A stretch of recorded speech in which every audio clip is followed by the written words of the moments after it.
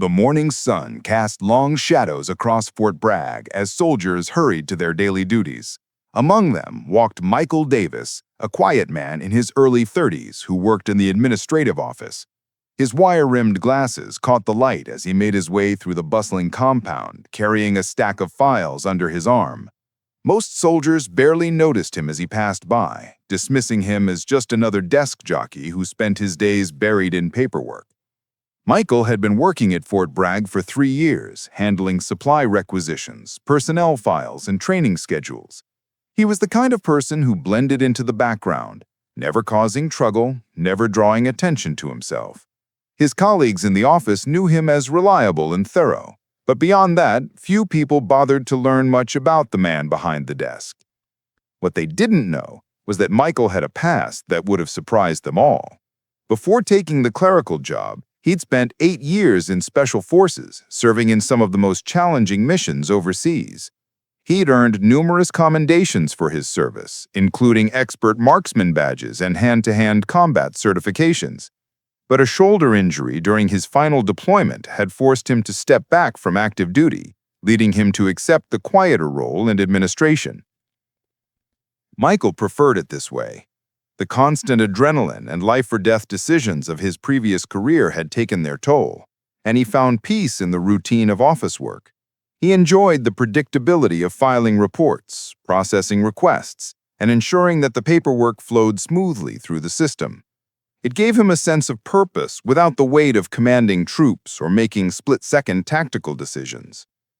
On this particular Tuesday morning, Michael settled into his desk as usual, adjusting his glasses and powering up his computer. The office was already buzzing with activity as his coworkers prepared for another busy day. Sarah, the office manager, was on the phone with someone from headquarters, frantically taking notes about a last-minute inspection. Tom, who handled payroll, was muttering under his breath about missing timesheets. As he opened his first file of the day, Michael could hear the distant sound of drill sergeants shouting commands at new recruits. The base was always training someone, whether it was fresh-faced soldiers just out of basic training or seasoned veterans learning new skills. The rhythmic cadence of marching feet and barked orders had become the soundtrack of his daily routine. Around mid-morning, General Winter's aide appeared in the doorway of the administrative office. Lieutenant Rodriguez was known throughout the base as someone who only showed up when the general needed something done immediately. His presence caused a brief hush to fall over the office as everyone wondered what crisis had emerged. "The general needs to see everyone in conference room B in 10 minutes, announced Lieutenant Rodriguez, his voice carrying the authority of someone speaking on behalf of the commanding officer. "This is mandatory for all personnel currently in the building."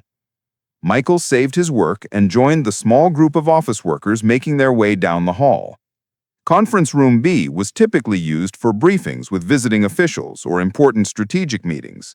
The fact that they were being summoned there suggested something significant was happening. As they filed into the room, Michael took a seat near the back, as was his habit. He preferred to observe from a distance, taking in information without drawing attention to himself. The room filled with about 20 people, including clerks, technicians, and junior officers who happened to be in the administrative building at the time. General Winters entered the room with her characteristic commanding presence. At 55, she was a decorated veteran with gray hair and piercing blue eyes that seemed to assess everyone in the room simultaneously. Behind her walked Drill Sergeant Thompson, a mountain of a man whose reputation preceded him throughout the base. Sergeant Thompson was known for his intimidating physical presence and his ability to break down even the most confident soldiers during training exercises.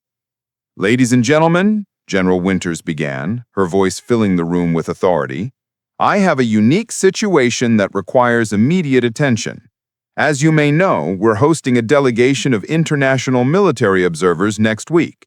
They'll be evaluating our training methods and overall readiness." The general paused, allowing the weight of her words to sink in. Michael adjusted his glasses and leaned forward slightly, curious about where this was heading. "One of the demonstrations they've specifically requested to see is our hand-to-hand combat training. Unfortunately, the officer who was scheduled to participate in the demonstration has been hospitalized with appendicitis. We need a volunteer to step in and face Drill Sergeant Thompson in a controlled combat exercise." A collective intake of breath filled the room. Everyone knew Sergeant Thompson's reputation.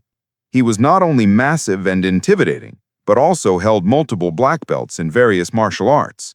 The idea of facing him in combat, even in a controlled setting, was enough to make even experienced soldiers think twice. "I need someone who won't embarrass us in front of our international guests," the general continued, her eyes scanning the room.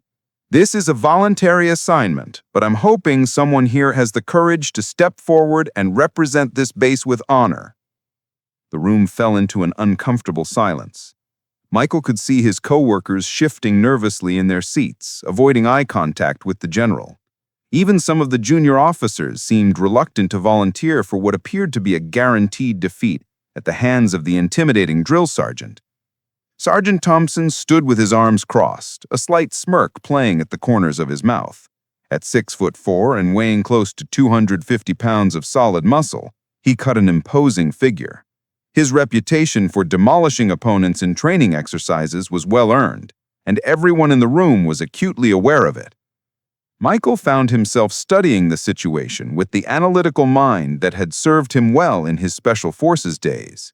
He could see the political implications of the demonstration, the importance of making a good impression on the international observers, and the potential consequences if no one stepped forward to volunteer.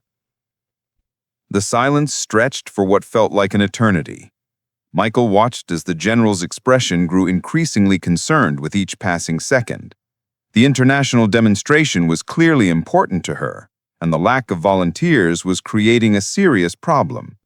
Sergeant Thompson seemed to be enjoying the situation. His smirk had grown wider as he watched the room full of military personnel avoid volunteering to face him. He cracked his knuckles with a sound that echoed through the quiet room, adding to the intimidation factor. "Surely someone here has the backbone to represent this base," said the general, her voice carrying a note of disappointment. "We're not asking for gladiatorial combat. This is a controlled demonstration with safety protocols in place." Michael felt something stirring inside him that he hadn't experienced in years. It was the same feeling he'd had before volunteering for dangerous missions during his Special Forces career. His old instincts were telling him that this was exactly the kind of situation where someone needed to step up, regardless of the personal cost. The general was about to speak again when Michael surprised himself by clearing his throat. The sound cut through the silence like a gunshot, drawing every eye in the room toward the back, where the quiet clerk sat, adjusting his glasses. "Ma'am," Michael said, his voice steady, despite the magnitude of what he was about to do. "I volunteer." The reaction was immediate and dramatic. Conversations erupted throughout the room as people turned to stare at the unassuming man who had just volunteered to face the base's most intimidating drill sergeant. Some of his colleagues in the office looked at him as if he'd lost his mind, while others seemed impressed by his courage, misguided though they believed it to be. General Winters raised an eyebrow, clearly not having expected the volunteer to come from the administrative staff.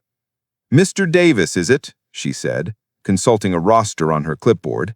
"You work in personnel administration?" "Yes, ma'am. I handle supply requisitions and training schedules."